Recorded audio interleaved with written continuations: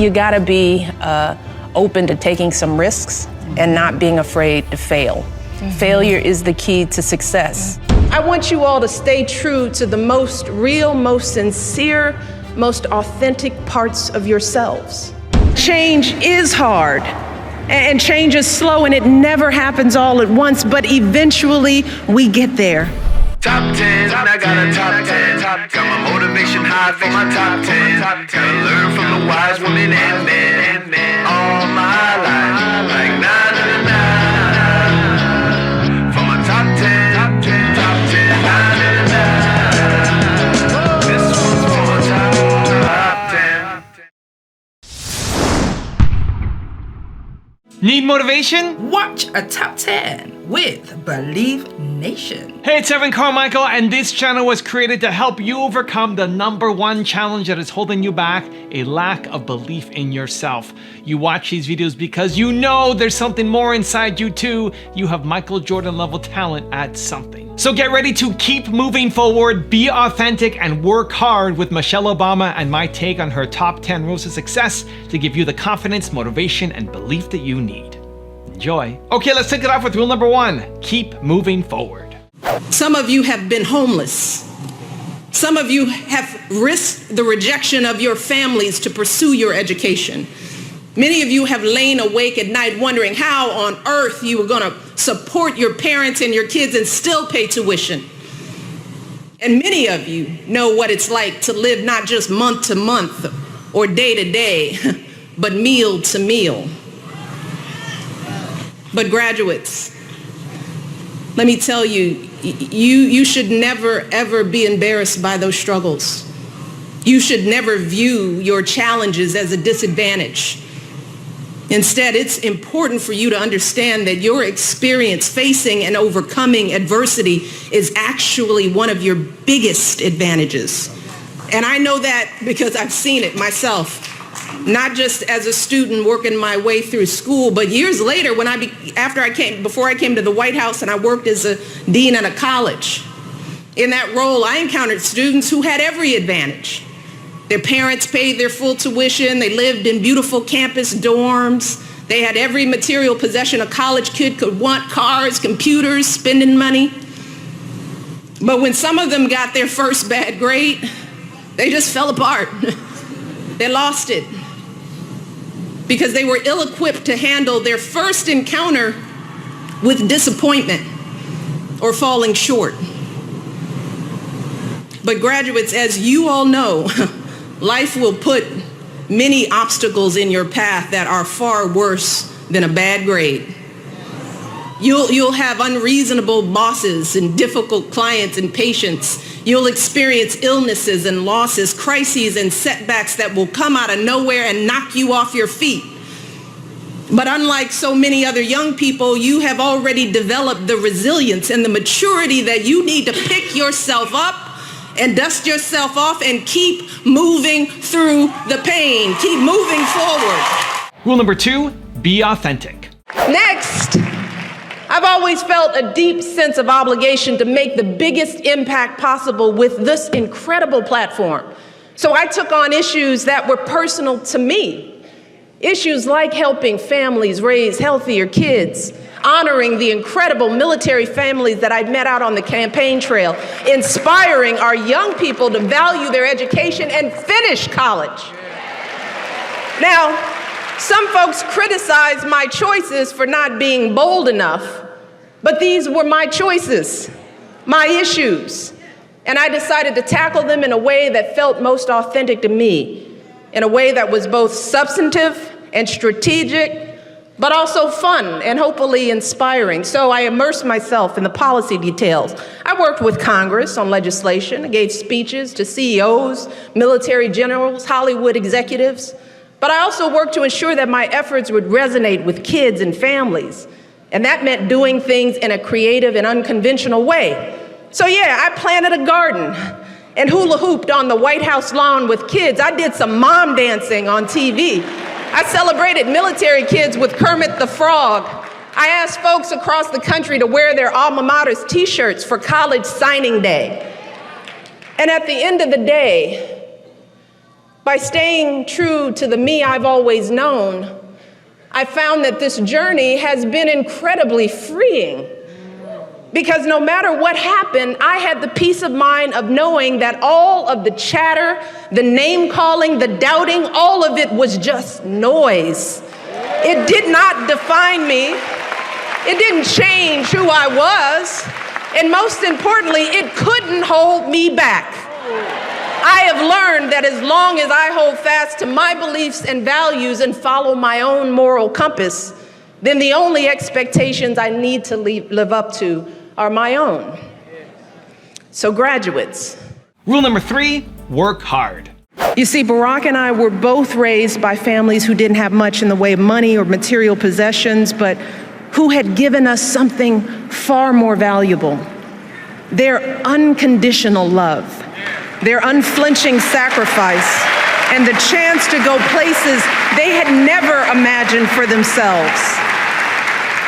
My father was a pump operator at the city water plant, and he was diagnosed with multiple sclerosis when my brother and I were young.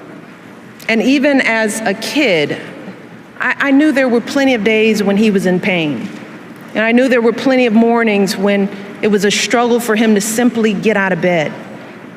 But every morning, I watched my father wake up with a smile, grab his walker, prop himself up against the bathroom sink, and slowly shave and button his uniform.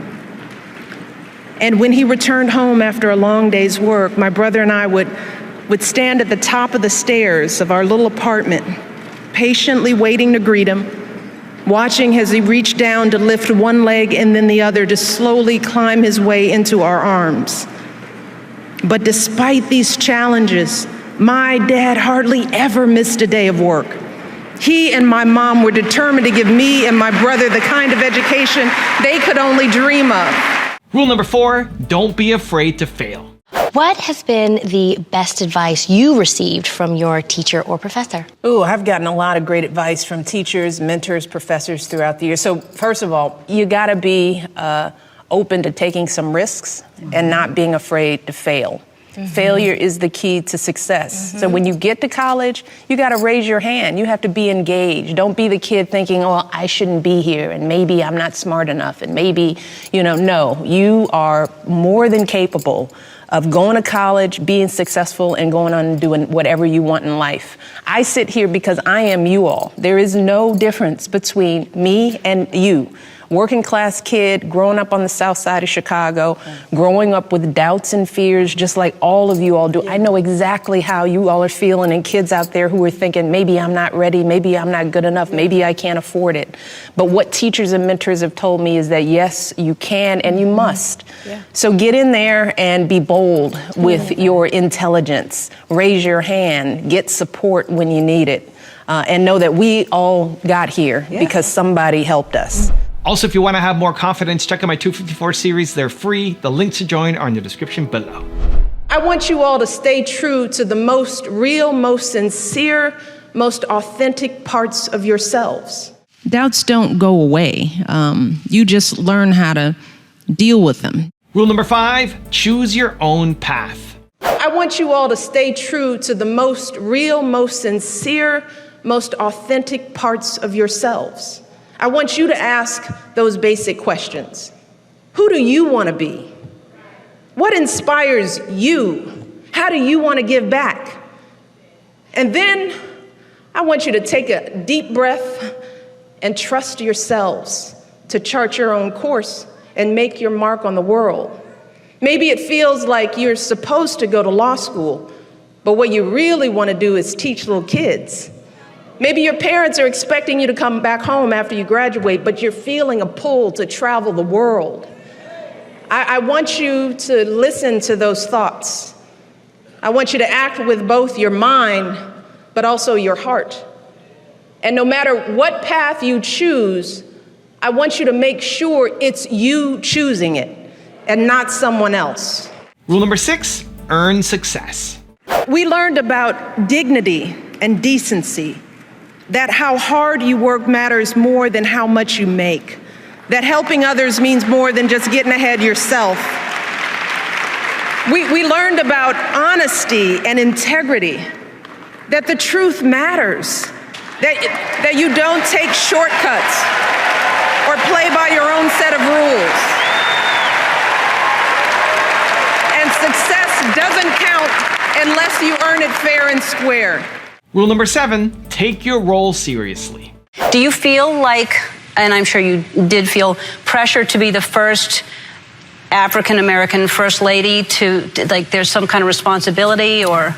Well, one of the things I know from sitting in this position, that every First Lady feels some level of pressure. I mean, this is a big platform and you don't want to mess it up. So I wouldn't dare to compare my experience to any former First Lady, but I do take the role seriously. I do, as I said in my convention speech, I know that kids are watching us. They're watching what we say, what we do, and Barack and I have tried to make sure that what kids are seeing is something that they can be proud of, because it matters. Rule number 8, enjoy the balance. You're getting advice from around the world, it seems. Former British Prime Minister Tony Blair's wife, Cherie Blair. Did you happen to hear or read what she said? No. Well, she warns that you will have to learn to take a back seat, and that you will not be able to have any kind of a career. And she says that that will be a very difficult thing to do. Yeah, I think it just depends on the person. I have never been the kind of person who's defined myself by a career or a job. I just never have. People used to ask me that during the course of the campaign. Is it hard for you to have stepped off the track and devoted your life to his dream? But the truth is that I believe in this man as our president and his vision for the country. And if that meant, stepping away from my particular job for a year and a half, or for 4 or for 8 years, if you do what you're supposed to do, right, then that's a small sacrifice to make. And it's enough to keep you fulfilled. Oh, well, I've got these great kids, too. I mean, and the truth is, and Barack knows this about me, I love kids, and I love my kids. And this isn't to say that anyone who's working doesn't, but I enjoy the balance of having a job and having a set of projects and being able to have time to make sure that I'm in the girls' lives and making sure that we have time as a family. I mean, that's a full plate. I don't view myself as being in a position where I'm twiddling my thumbs and wondering, how am I going to get through the day? I've never experienced that in my life. Rule number 9, do what is hard. We are playing a long game here, and that change is hard, and change is slow, and it never happens all at once, but eventually we get there. We always do. We get there because of folks like my dad, folks like Barack's grandmother, men and women who said to themselves, I may not have a chance to fulfill my dreams, but maybe my children will. Maybe my grandchildren will. See, so many of us stand here tonight because of their sacrifice and longing and steadfast love, because time and again, they swallowed their fears and doubts and did what was hard. And rule number 10, the last one before a very special bonus clip, is have fun. All the single ladies, all the single ladies, all the single ladies, put your hands up in the club, just woke up, doing my own little thing. You decided to get this, now you wanna trip, cause another brother noticed me. I'm up on him, be up on me, don't pay him any attention. And the tears and 3 whole years, you can't be mad at me. Cause if you like it, then you should've put a ring on it. If you like it, then you should've put a ring on it. Don't be mad.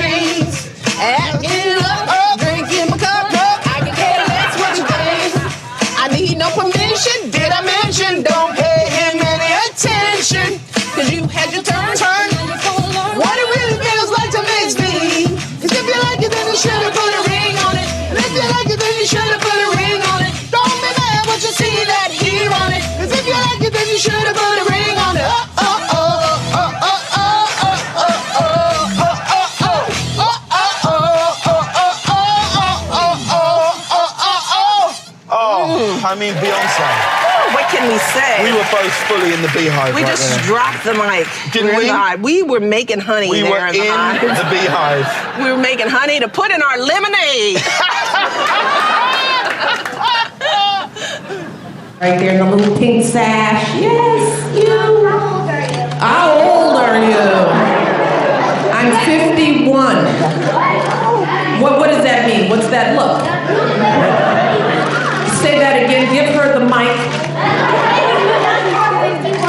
What was that, babe? I didn't hear you. Oh. Thank you. Thank you. You should come up and give me a hug. Come on up here. Come, give me a hug for that one. Now I have a special bonus clip from Michelle on how to ignore the noise that I think you're going to enjoy. But before that, it's time for the 3-point landing questions. Let's go from just watching a video to taking action. Here we go. Question number 1. What's the hard thing that you need to do? Number 2, where do you need to keep moving forward? And number 3, how can you take your role more seriously this week? And if you like this video and promise you take action after watching it, we don't just watch videos, we take action. Put a hashtag believe down in the comments below, make that promise to yourself, and then get to work. Let me tell you, you should feel so proud of making it to this day. And I hope that you're excited to get started on that next chapter. But I also imagine that you might think about all that history, all those heroes who came before you, and you might also feel a little pressure, you know? Pressure to live up to the legacy of those who came before you. Pressure to meet the expectations of others. And believe me, I understand that kind of pressure. I've experienced a little bit of it myself. You see, graduates, I didn't start out as the fully formed First Lady who stands before you today. No, I had my share of bumps along the way. Back when my husband first started campaigning for president, folks had all sorts of questions of me. What kind of First Lady would I be? What kinds of issues would I take on? Would I be more like Laura Bush or Hillary Clinton or Nancy Reagan? And the truth is, those same questions would have been posed to any candidate's spouse. That's just the way the process works. But as potentially the first African-American First Lady, I was also the focus of another set of questions and speculations, conversations sometimes rooted in the fears and misperceptions of others. Was I too loud or too angry or too emasculating? Or was I too soft, too much of a mom, not enough of a career woman? Then there was the first time I was on a magazine cover. It was a cartoon drawing of me with a huge afro and a machine gun. Now, yeah, it was satire, but if I'm really being honest, that knocked me back a bit. It made me wonder, well, just how are people seeing me? Or you might remember the onstage celebratory fist bump between me and my husband after a primary win that was referred to as a terrorist fist jab. And over the years, folks have used plenty of interesting words to describe me. One said I exhibited a little bit of uppity-ism. Another noted that I was one of my husband's cronies of color. Cable news charmingly referred to me as Obama's baby mama. And of course, Barack has endured his fair share of insults and slights. Even today, there are still folks questioning his citizenship. And all of this used to really get to me. Back in those days, I had a lot of sleepless nights worrying about what people thought of me, wondering if I might be hurting my husband's chances of winning his election, fearing how my girls would feel if they found out what some people were saying about their mom.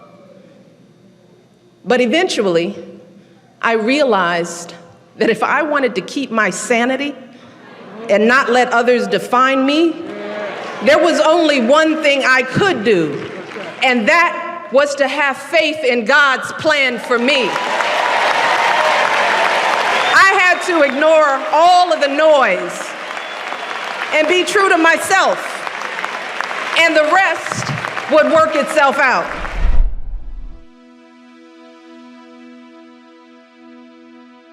If you want to see the top 10 I did on Oprah Winfrey, check out the video right there next to me. I think you'll enjoy it. Continue to believe, and I'll see you there. Nothing about my life is lucky. Nothing. A lot of grace, a lot of blessings, a lot of